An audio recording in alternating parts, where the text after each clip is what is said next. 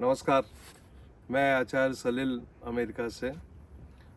बहुत दिनों से मैं पिछले बहुत दिन तो नहीं बोलूँगा, पिछले 10-15 दिनों से मैं देख रहा था कि भारत में भविष्य मालिका को लेके काफ़ी खुलासे हो रहे हैं और कुछ जगह मेरे नाम भी आए कि आचार्य सलील ने काशीनाथ मिश्रा का सबसे पहले खुलासा किया था। तो पुरानी कुछ घटनाएं मुझे याद आ गई और बहुत लोगों ने मुझसे कहा कि कुछ आप बोलिए तो सही आचार्य जी, आप कहाँ हैं। तो बहुत बहुत से अपने फॉलोअर्स की एडवाइस पे मैंने सोचा कि एक छोटा सा वीडियो दूं। दरअसल 2020 का जो समय था वो कोरोना वायरस था और कोविड के टाइम पे क्या हो गया कि पूरी दुनिया में काफ़ी कोविड छा गया और उस समय भविष्य मालिका के नाम पे एक दुकान खोली गई और उसमें पूरी दुनिया में लोगों को बेवकूफ़ बनाया गया और कल्कि के नाम का दुष्प्रचार किया गया। मुझे शर्म आती है ऐसे लोगों पे जो इस प्रकार की बातें करते हैं। भारत का जो वैदिक साहित्य है, खासतौर से श्रीमद् भागवत पुराण, भगवत गीता, कल्कि पुराण, भविष्य पुराण, इन सब जगह पे बातें स्पष्ट लिखी गई है कि कब एक अच्छी एनर्जी का मतलब होता है कि साक्षात परमात्मा जब प्रकट होंगे, कब होंगे प्रकट, उसमें साफ दिया गया है। लेकिन भविष्य मालिका को लेके एक कहानी बनाई गई और उस कहानी को बना के और पूरी दुनिया में ये प्रचार किया गया कि कल्कि आ चुके हैं और उसमें जो सबसे ज़्यादा फायदा उठाया वो काशीनाथ मिश्रा जी ने उठाया। उन्होंने अपने बेटे को कल्कि बना के प्रकट किया, पब्लिक के सामने नहीं लाया लेकिन उन्होंने पहले एक माया जाल फैलाया। और मुझे याद है 2021-22 में एक मल्टीनेशनल कंपनी के एक सीनियर एग्जीक्यूटिव ने मुझे फ़ोन किया, मैं बेंगलोर में था और वो मुझसे मिले भी और उन्होंने मुझको बताया कि कल्कि का जन्म हो चुका है और कल्कि की एक कहानी सुनाई। तो मन में पहले विश्वास तो नहीं हुआ लेकिन ऐसा एक मनुष्य का एक नेचर होता है ना, कुछ पता करने का। तो मैं इसी कनेक्शन में मैं वहाँ पहुँचा भी और मेरे साथ में पंजाब के भारतीय जनता पार्टी के अध्यक्ष और कुछ ब्यूरोक्रेट्स भी थे साथ में जो वहाँ पे गए। और जाने के बाद हम लोग मिले काशीनाथ से। उनकी बातों से तो पहले ही सब लोगों ने बोल दिया कि ये फ्रॉड है, ये झूठ बोल रहे हैं। लेकिन मेरा मन मानने को तैयार नहीं था। इनका कहीं ना कहीं कोई बात तो हो रही है। फिर हम लोग वहाँ से पुरी गए और पुरी में दर्शन करने के बाद जब मैं वहाँ से लौटा तो मैंने मोहन जी, जो कि उनका पूरा काम देखते हैं और अब तो मुझे पता लगा है कि उनके कई नाम डिफरेंट नेम्स हैं, उनको मैंने फ़ोन किया कि दरअसल मेरा एक स्वभाव है कि जब भी मैं किसी मंदिर में जाता हूँ तो भारत में क्या होता है कि जो पंडित पुजारी लोग होते हैं वो दर्शकों को या जो दर्शन करने आए हैं तो उनके साथ जो व्यवहार करते हैं वो बहुत दुखदायी होता है। तो ये सब कहानियाँ शुरू हुई और कहानी शुरू होने के बाद काशीनाथ ने अपना दुकान खोल के काम शुरू कर दिया। और तो मैं ये बता रहा था कि जब मैं जगन्नाथ में दर्शन करके वापस लौट रहा था तो मैंने मोहन जी को फ़ोन करके बताया कि दर्शन में मज़ा नहीं आया। तो उन्होंने मुझसे बोला कि अब वहाँ पे कुछ है ही नहीं है क्योंकि भगवान जो हैं वो साक्षात जन्म ले चुके हैं काशीनाथ जी के यहाँ और उनके पुत्र ही भगवान है। तो मुझे थोड़ा सा अजीब लगा। हमारे दोस्तों ने भी बोला कि क्या बकवास है। लेकिन फिर मैंने आपको बताया ना कि जो उनका पूरा जो ग्रुप है, जो उनका जो नेटवर्क है और ख़ासतौर से जो लोग उनके लिए काम कर रहे थे, करते हैं, अभी भी कर रहे हैं, वो मानेंगे थोड़ी। तो उन लोगों ने बोला कि नहीं नहीं, अब वो ऐसा हो चुका, वैसा हो चुका। एक कहानी और बताई मुझे कि वैष्णो देवी में अब कोई दम नहीं है क्योंकि वैष्णवी माता जो है वहाँ से निकल के और उनका विवाह हो चुका है काशीनाथ जी के पुत्र सतीश मिश्रा के साथ। तो ये सब बातें जो थी वो हजम नहीं हो रही थी। और फिर इसमें थोड़ा सा और रिसर्च शुरू किया क्योंकि मैं मीडिया का आदमी हूँ और मीडिया बैकग्राउंड है तो मीडिया में खोजी पत्रकारिता बहुत चलती है। तो काफ़ी इसके डेप्थ तक गए लेकिन उन्होंने मुझे भी बहुत प्यार से 2-3 बार बेवकूफ़ बनाया। लेकिन बाद में मुझे लगा कि बहुत बेवकूफ़ बन लिए, अब एटलीस्ट कम से कम जनता को बताने का समय आ गया। और फिर मैंने इस चीज़ को पब्लिक के बीच में लाया। मेरा वीडियो है, लिंक इसमें अटैच्ड है, आप देखिएगा कि कैसे कैसे लोगों को उन्होंने बेवकूफ़ बनाया। और मैंने सरकार से भी निवेदन किया था उस समय, जो उड़ीसा की सरकार थी वहाँ पे भी मैंने वहाँ की ब्यूरोक्रेसी और वहाँ की गवर्नमेंट को भी रिक्वेस्ट किया था। लेकिन अब वहाँ पे बीजेपी की सरकार है तो मैं उम्मीद कर सकता हूँ कि बहुत अच्छा काम किया उन्होंने और लोगों को न्याय मिलेगा। ख़ासतौर से मैं इस वीडियो के माध्यम से बताना चाहता हूँ कि इनके ग्रुप में जो कुछ ऐसे लोग हैं जिन्होंने विदेशों से पैसा वसूला है। इनके जो बैंक अकाउंट्स हैं वो भुवनेश्वर में नहीं, हो डिफरेंट स्टेट्स में फैले हुए हैं। और जब तक आप उस लेवल उस तह पे नहीं जाएंगे ना, तब तक आपको समझ में नहीं आएगा। मेरे को एक बार मेरे को बोला गया था कि आप वीडियो बनाइए, आपको हम 1 लाख लाइक्स दे देंगे। मैंने कहा मुझे उसकी कोई ज़रूरत नहीं है।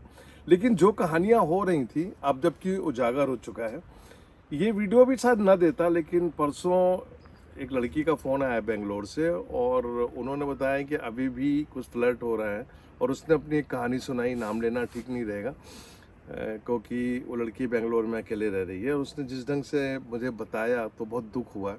मैं अपने इस वीडियो के माध्यम से बताना चाहता हूँ कि यदि बहुत शौक है पढ़ने का तो श्रीमद् भागवत पुराण पढ़ें, गीता पढ़ें और भविष्य पुराण पढ़ें, कल्कि पुराण पढ़ें। उसमें बहुत साफ दिया है कि जो एनर्जी होती है वो प्रकट होती है, जन्म नहीं होती।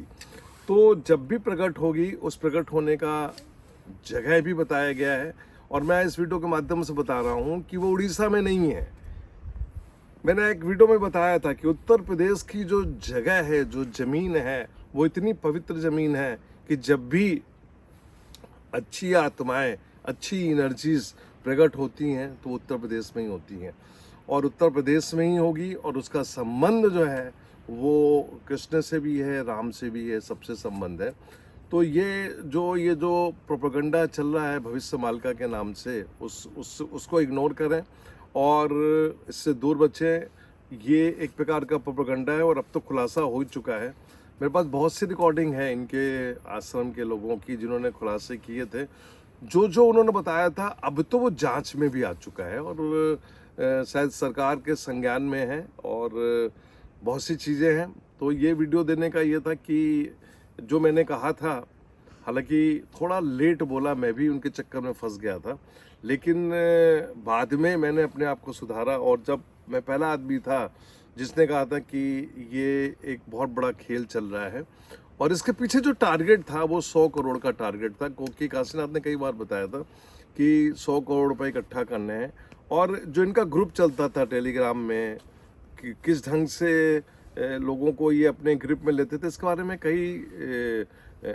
कई लोगों ने अपने वीडियोस में बताया है और ख़ास तौर से वायरल उड़ीसा ने भी काफ़ी चीज़ें बोली हैं और दिल्ली के भी 1-2 लोग हैं, पत्रकार हैं, जिन्होंने इनके बारे में काफ़ी कुछ बताया है।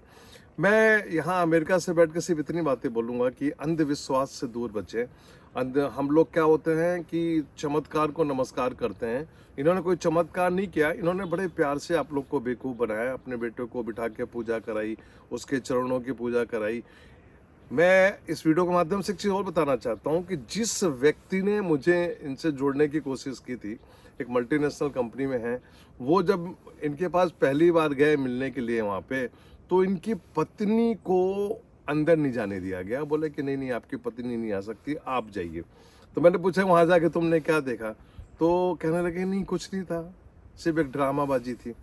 तो मुझे हंसी आ गई। तब तक मैं इसका खुलासा कर चुका था। आज उनकी पत्नी भी मुझसे अक्सर बात करती हैं और बोलती हैं कि आचार्य जी आपने बहुत सही गाइड किया, लोगों को बताइए आप। खासतौर से राजस्थान से एक श्रीवास्तव जी हैं, वो भी, मैं उनसे भी निवेदन करूंगा कि लोगों को डराना उड़ाना बंद करें। और कुछ लोग जो विदेशों में बैठे हुए हैं, कुछ यूके में बैठे हुए हैं, उनसे भी निवेदन करूंगा कि मेडिटेशन करें, ध्यान करें, परमात्मा को याद करें। यदि आपको बहुत शौक है, हम लोग की जो मानसिकता है ना कि हम चमत्कार को नमस्कार करते हैं, इससे निकलें, इससे दूर बचें। क्योंकि कृष्ण को छोड़ के कोई भी चमत्कार किसी ने नहीं किया है।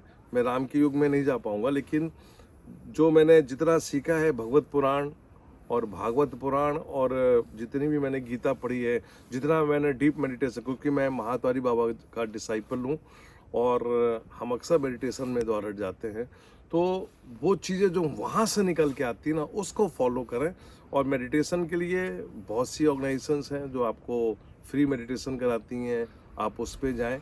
और मैं समझता हूँ कि यदि आप इन चीज़ों को फॉलो कर लेंगे अपनी दिनचर्या में, तो आपको किसी भी भविष्य मालिका के पास जाने की कोई ज़रूरत नहीं है, ना ही आप भविष्य मालिका से आप डरिए। कुछ नहीं है, सिर्फ लोगों को बेवकूफ़ बनाना है, लोगों से पैसा ऐंठना है। मुझे आज भी वो चीज़ याद आती है कि इलाहाबाद से एक रिटायर्ड आदमी के 75,000 रुपये ले लिए और उस आदमी ने मुझे फ़ोन किया था और अपना दुख रोया था। तो ये जो इस प्रकार की चीज़ें हैं, इनसे हमको बचना है और ये देश का नाम बदनाम करते हैं। ये तो गनीमत है कि हिंदी में ये सब काम कर रहे हैं ये लोग। यदि अंग्रेजी में यदि ये काम करें तो मैं समझता हूँ कि इनके चैनल वैनल जो है ना सब ब्लॉक हो जाएंगे और इनका जो बिज़नेस है वो सब चौपट हो जाएगा। काशीनाथ के बारे में एक वीडियो और दूंगा क्योंकि उनके मित्रों ने काफ़ी कुछ बताया उनके बारे में कि कैसे धन के लालच में ये सब कुछ किया। लेकिन फिर भी मैं बोलूँगा कि यहाँ अमेरिका से बैठ के मैं एक बात बोलूँगा कि आप लोग छल कपट माया मोह से दूर रखें, परमात्मा को याद करें, कृष्ण की भक्ति करें क्योंकि कृष्ण ने ही कहा था कि मैं ही सब कुछ हूँ।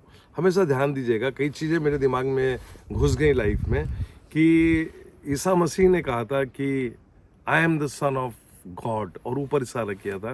गुरु नानक साहब ने भी उंगली उठा के ऊपर बोली थी। लेकिन कृष्ण ने कहा था कि मैं ही सब कुछ हूँ, मेरे में ही सब कुछ है। तो और कृष्ण ने ही, जब कृष्ण का और वेद व्यास का संवाद आप पढ़ेंगे तो उन्होंने ही कहा था कि मुझे युग परिवर्तन के समय फिर आना है।